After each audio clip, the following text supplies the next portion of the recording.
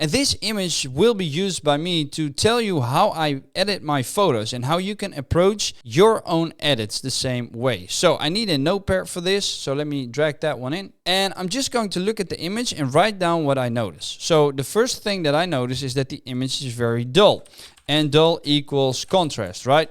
So that means we need to add in some contrast. Then another thing I see is that the exposure is off because the shadows aren't dark enough and the highlights aren't bright enough. So the exposure is off, which means that the exposure needs adjustment. Okay, this photo was sent to me by Chris Crook Magnuson and he asked me to edit this just like the JPEG from his camera. Now, what you need to know is that this video is suitable for beginners. If you're intermediate to a professional, this video might be less of importance to you. However, I will be addressing some of the things here that I'm pretty sure you can use in your edits as well. So let's go. And then everything else in this image is dull as well. The colors are very dull. We can see that there's a green cast over this tree. We can see the greens of the leaves, but we also see a green cast over the birds. And we see that their combs, or I think that's what they are called, combs, are very dull as well. So basically what we need to do is the saturation is dull, so that equals adding in saturation. Right. And then if I look at this image, I don't find this very interesting to look at because the crop is off or the ratio is off.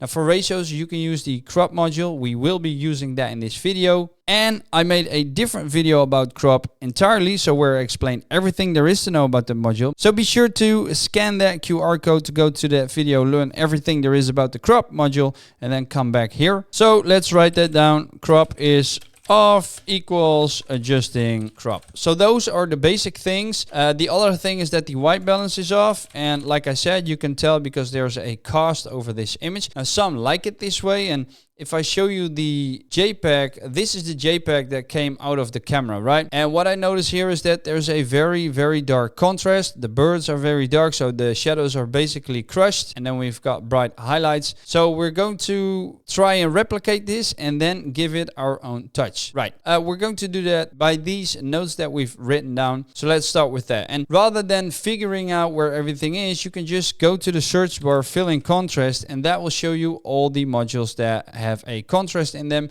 that you can use to change the contrast of the image. Right, so in this case, because we are using scene revert workflow, which you can find in the settings menu right here, I had to click here to make that menu appear again. That means that we're going to adjust it using the Filmic RGB. Right, and we can do that with the look tab. You'll probably start here, scene, where you can change the white relative exposure. So that's, if I change this, you see what's happening in the histogram right here. So I could drag this to here, and then the black relative exposure can be adjusted as well to make it more dark. There we go. And now I want to change the contrast. I'm going to use my right mouse button for this rather than dragging this. Double click it to have it undone. Or what you can do is just right mouse button and then move your mouse. And once you're satisfied, click the button and then that value will appear over here. But I'm going to fill it in manually. I think 1.1 is a good starting point for now because we will be adding in more contrast by using colors. So I'm going to wait for that and then see if we need to tweak some more things. Right, so then if we go to our notepad, the contrast, that is done. The exposure is now done. And we're at the next step, which is saturation. We need to add in saturation. So let's go to the search bar. Let's go for saturation. Close this down and it shows all the modules that contain the saturation. And the preferred module to use is the color balance RGB one. Now let me explain what all of these things are, right? So we've got the master one. We've got the four ways and the masks.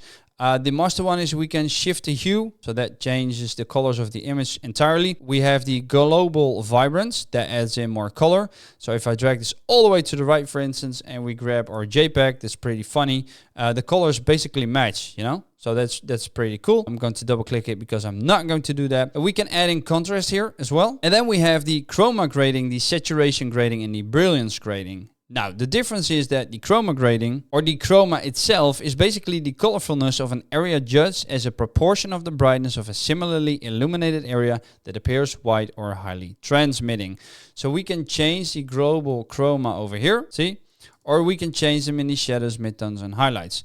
Now, the perceptual saturation grading affects both the luminance and the chroma dimensions in the perceptual space proportionally to its input value at a constant hue. And then we have the perceptual brilliance grading, which also affects both the luminance and the chroma dimensions in the perceptual space proportionally to its input value at constant hue and in a direction orthogonal to the saturation. Its effect is close to that of changing exposure, but scaled perceptually. So if you consider this to be a little bit dark, you can move it to the right or to the left to make it more dark. I'm going to use it to move it to the right. I'm not going to change anything in the shadows, midtones and highlights, but I am going to change the overall saturation of this image. So let's drag this to the right. Let's put it on 20%. Now, if you want to know if you're clipping the highlights or the shadows, there's a great tool for that, which is this one, the toggle clipping indication. And that will show you something that is overexposed in red or something that is underexposed or crushed in black. Right. This image can still use some contrast, because if we compare it to the JPEG, we see that this is much more dark. And in this case, I'm going to use this module for that as well. So let's see how 20% looks. Personally, I think that's a little bit too much. So I'm going to use 15% because I like to see the details. So now if we go back to the notepad, because this is our starting point, we see that the contrast has been changed, the exposure has been changed, the saturation has been changed. And now we need to change the crop and the white balance. So first the crop. So let's do that. Crop. I'm going to open that one up. We've got it set to freehand. That's how I like it. I've got the type set to rules of thirds, but you can change it to your desire. I'm going to drag this in and just crop this image. And now I've made sure that on the thirds of the image, we see subjects. So the mama or papa bird over here, and then the little ones over there. And the 1x1, or it seems to be a 1x1, is great for Instagram, Twitter, and all your social medias as well, right? Okay, so let's grab the JPEG again and have a comparison. We see that this is much more strong than this is. So we could still add in some saturation. And this is the fun part about editing a photo, right? So I didn't pre-record this or anything. This is the fun part about editing a photo. You can always tweak settings on the go, right? So if you look at an image, you've done the things you've done and you think, hey, I didn't expect it to be like this. I want it to be different, or I expected it to have more color. You can actually give it more color afterwards. So let's go to the color balance RGB again, and let's add in the saturation some more. Now what I want to do is I want to change this to this. I won't double click this because I want to show you how I've done that, right?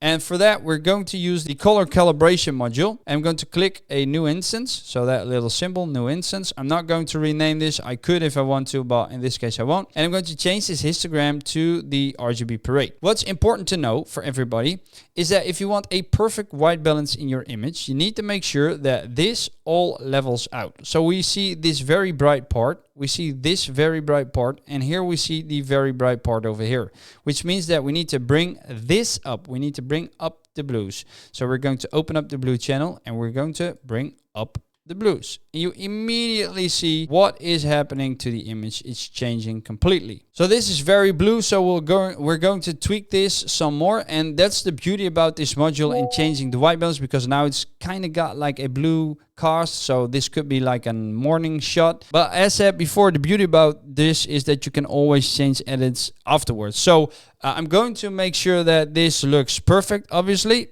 I'm going to do that off screen, because if I do it here, it might take a while, and then we'll get back to the video. All right, and there you have it. That's the best I could do. Now, please keep in mind that sometimes when you have an image, there's like a dominant color. It can either be a sweater, it can be a tree, it can be anything. Like in this picture you see right here, or you don't actually see it very much. Let me zoom out for you. You see that I've got a black shirt, you know, my face is white, and then I've got a purple background. Now the purple is the dominant color in this image. So if you would take a screenshot out of this and you would put it in darktable, you would see that, you know, the spikes of, I think it's the reds, because it's got a lot of red tints in them, will be the highest. So that's always something to take into consideration while editing this. So even if you don't get it leveled out completely or perfectly, or however you want to call it, please keep in mind that's normal, but always try to get the best results possible. Now, if we compare this with the JPEG, you see that there's a major difference, because this is very greenish and this looks a lot more natural, in my honest opinion. Right, so now we've come to the next part of this photo, which is this noise. And that's actually a question he had as well. He said that the JPEG in camera had a better noise reduction than darktable ever could. So I'm going to see if we can replicate that, because we don't have a lot of noise here. We do see a loss of detail, for instance, but we do have a lot of noise here. Now, noise comes in two shapes and forms. Now, explaining what noise is, it's like taking a photo in low light and then you notice it being grainy or speckled. So that's image noise. It's basically visual distortion that can make your pictures look less sharp or even a bit fuzzy. And there are mainly two types of noise you'll encounter. The first one is the luminance noise, which affects the brightness of your photo's pixels and making the image look grainy and black and white. And then we've got the color noise, which introduces random splashes of color, making the image look speckled. Now, Darktable offers different types of tools to deal with the noise in an image. And what's good to know is that you always need to make sure that you get your settings right when shooting an image, because that's always better than fixing it in post, which basically means you need the best light possible and you need the lowest ISO possible, or you need to stick to the native ISO from your cameras. Now, first module that we're going to use for this is the denoise module, because that's the most easy module to use for this. And all you have to do is activate it. So if we see it before and we see it after, that already looks better. Now make sure that the mode is changed to wavelets. If it's not there, change it yourself. And this module addresses the chroma noise in your image. Now the strength slider should be used in moderation, because if you move it to the right, the image will lose detail, as you can see in the feathering, and then move it to the left will decrease the strength of this image, introducing the noise again. And one of the most interesting, I'm going to increase this, one of the most interesting sliders here is the preserve shadows slider. And the reason for that is because it's simply a chicken and egg story. Because usually dark parts of your image contain a lot of noise. And this slider determines how much the shadows will be preserved, meaning that it will determine how much noise there will be. So that's something you'll need to figure out on your own, what works best for your image, because there's not one fits all solution for that. And then we've got the bias correction one, and that's basically a hue slider, even though it's not. So if you move this to the left, it introduces greens, and if you move this to the right, it introduces reds in the darkest part of the image. Right, so I'm going to leave this in the middle.